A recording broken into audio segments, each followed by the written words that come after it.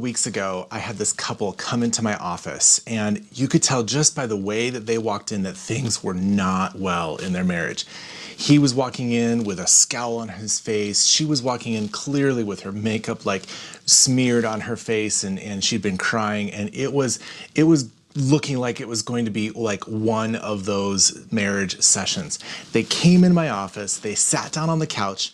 He faced one way with his arms crossed like this, and she faced another way, grabbing the Kleenex box. They were like literally facing opposite directions on the couch. And they said nothing. They said nothing. They said nothing to me. They said nothing to each other. And there it was, basically like, so how can I be of help today?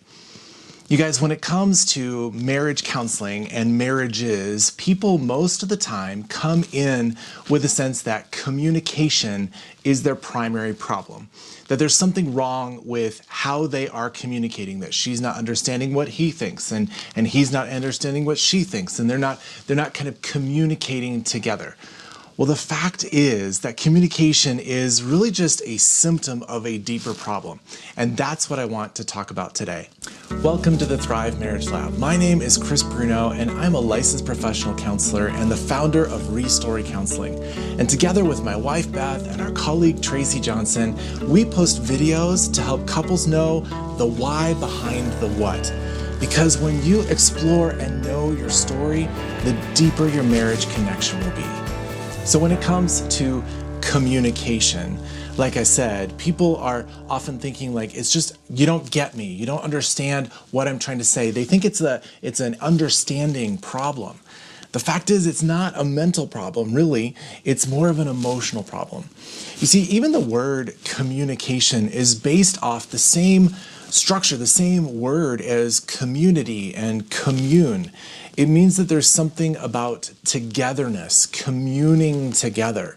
It has less about the sharing of information, the passing of data from one mind to another mind, and it has far more to do with the presence of being with the other person, being in community with them and presenting yourselves to one another. That's what communication ultimately is about.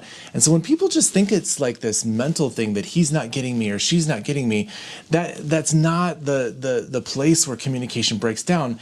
It is actually something deeper.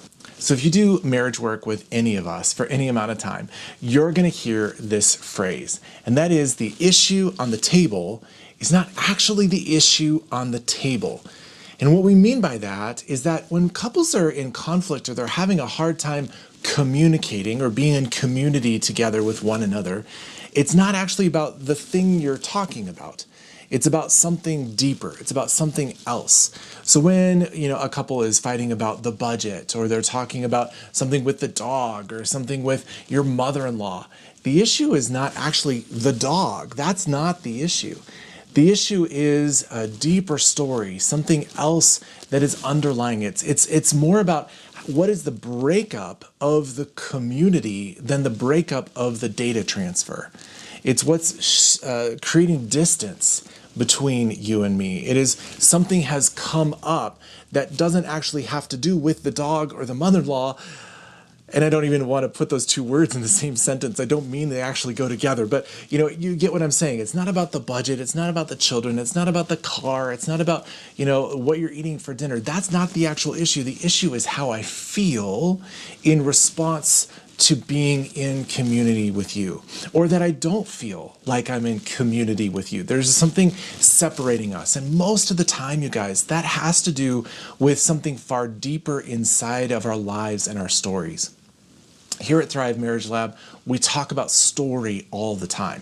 Now, story is, we think about fairy tales, or you might think about, the show that you're binging on Netflix, or whatever those stories are that are kind of epically filling our minds and our hearts. Well, that is story for sure.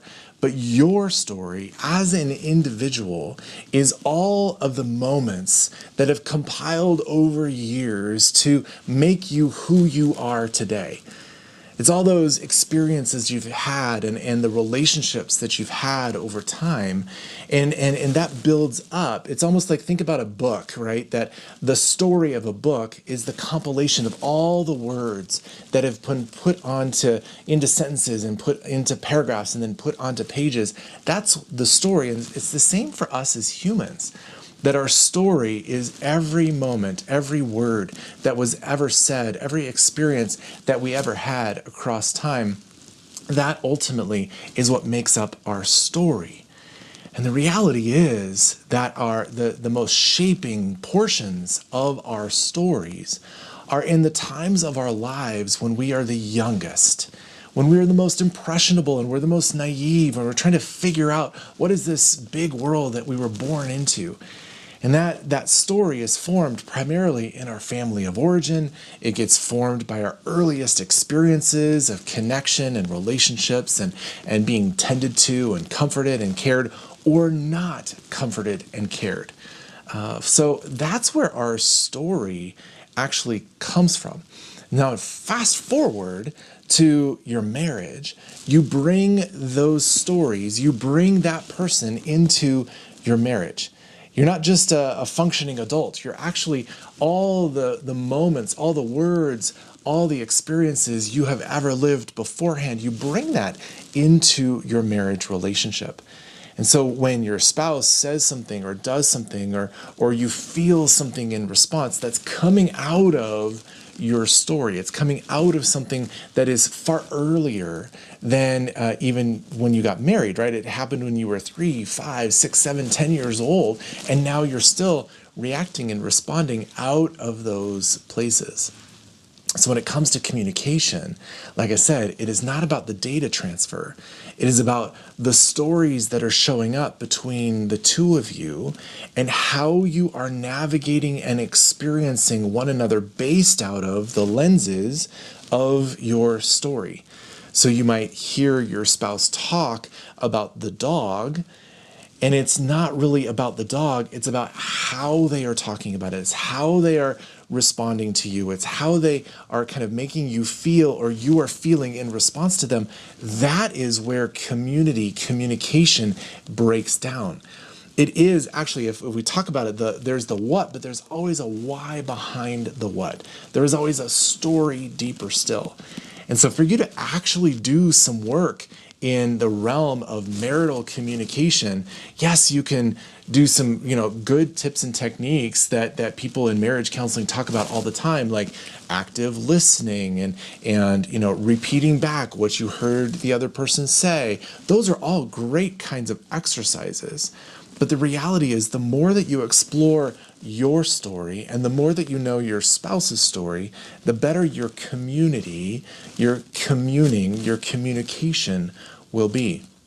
Because when all the things come up that we're always trying to navigate in our marriages come up, like I said, from finances to sex to what you're going to do for vacation next, those are all issues that come onto the table. But you have to address the actual issue on the table.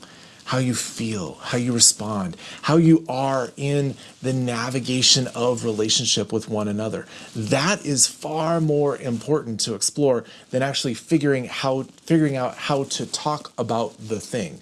If you figure out how to talk about the dog, you're only going to figure out that one thing. But if you actually get to the why behind the what, you get to the understanding of what stories kind of populate your heart and your mind subconsciously, most of the time, these things are active in your engagement with your spouse.